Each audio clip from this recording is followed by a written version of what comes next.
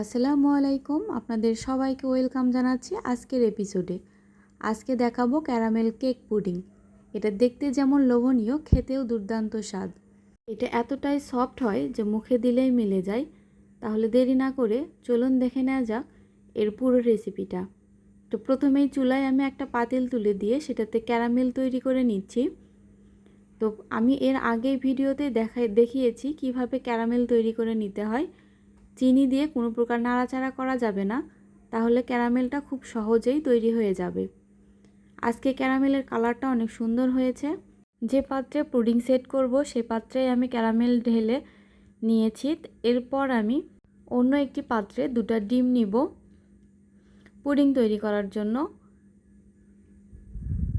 2টা ডিমের জন্য 4 চামচ চিনি নিতে হবে, মানে একটা ডিমে 2 চামচ চিনি দিলেই যথেষ্ট। যারা মিষ্টি বেশি পছন্দ করেন তারা আর 1 চামচ অ্যাড করে নিতে পারেন। আমি এটাকে এখন ভালো করে ফেটে নিব। তো এর মাঝে আমি 1 চামচের একটু কম ভ্যানিলা এসেন্স দিয়েছি। আপনারা যদি ডিম 3টা বা 4টা ডিম দিয়ে করেন তাহলে ভ্যানিলা এসেন্স পুরো 1 চামচ দিয়ে দিবেন। এরপর আমি নিয়েছি হাফ কাপ গুঁড়ো দুধ, এবং হাফ কাপ গুঁড়ো দুধের জন্য নিতে হবে আমাকে 1 কাপ কুসুম গরম পানি। এটা কিন্তু বেশি গরম হওয়া যাবে না পানি। এরপর আমি এটাকে ভালো করে মিক্সড করে এক সাইডে রেখে দিব। এখন আমি কেকের ব্যাটারটা রেডি করে নিব। এর জন্য নিচ্ছি 2টা ডিম। ডিম কিন্তু অবশ্যই নর্মাল টেম্পারেচারের হতে হবে, কারণ ফ্রিজে রাখা ডিম দিয়ে কেক ভালো হয় না। তো 2টা ডিমের জন্য আমি নিয়েছি 50 গ্রাম চিনি, অথবা কাপের হাফ কাপ চিনি। এটাকে আমি ভালো করে বিট করে নিয়ে ডিমের ম্যারাং তৈরি করে নিব। অনেকেই ডিমের কুসুম আলাদা করে নিয়ে করতে পারেন, কিন্তু আমার কাছে এটাই সুবিধার মনে হয়। একসঙ্গে নিয়েই আমি ডিমের ম্যারাং তৈরি করে নিই। এর মধ্যে আমি ভ্যানিলা এসেন্স এবং কিছুটা বাটার দিয়েছি, দিয়ে বিট করে নিয়েছি। এখন আমি হাফ কাপ ময়দা, 1 টেবিল চামচ কর্নফ্লাওয়ার এবং হাফ টেবিল চামচ বেকিং পাউডার দিয়ে এটাকে ভালো করে চেলে নিব। একটু একটু করে চেলে নিব আর ডিমের ম্যারাঙের সঙ্গে এটা মিক্সড করে নিব।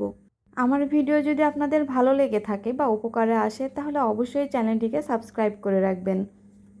একটু একটু করে চেলে নিয়ে ডিমের ম্যারাঙের সঙ্গে মিক্সড করলে ভেতরে আটাগুলো দলা পেকে যায় না।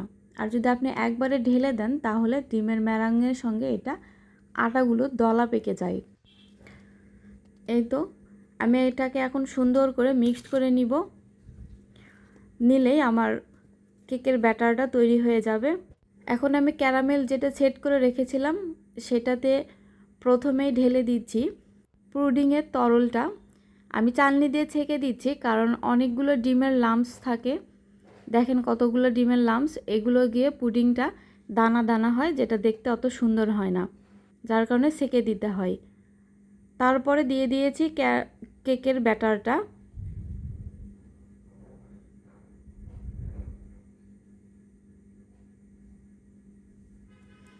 আলতোভাবে দেওয়ার চেষ্টা করবেন।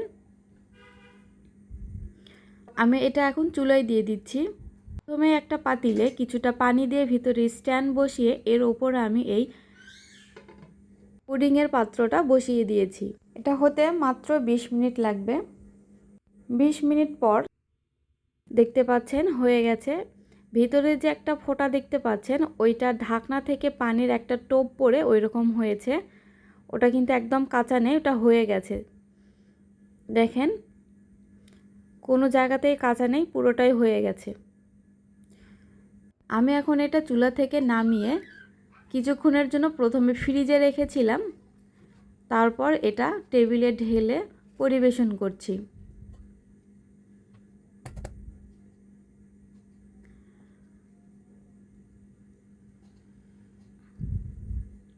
অনেক সুন্দর হয়েছে, পুডিংটাও সেট হয়েছে অনেক সুন্দরভাবে।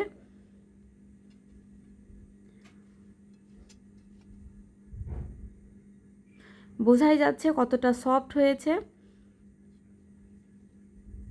আপনারা এভাবে খুব সহজেই চুলায় তৈরি করে নিতে পারবেন এই ক্যারামেল পুডিং কেক। কোনো ঝামেলা নেই, ঝামেলা ছাড়াই কয়েক মিনিটে সুন্দর একটা ডেজার্ট।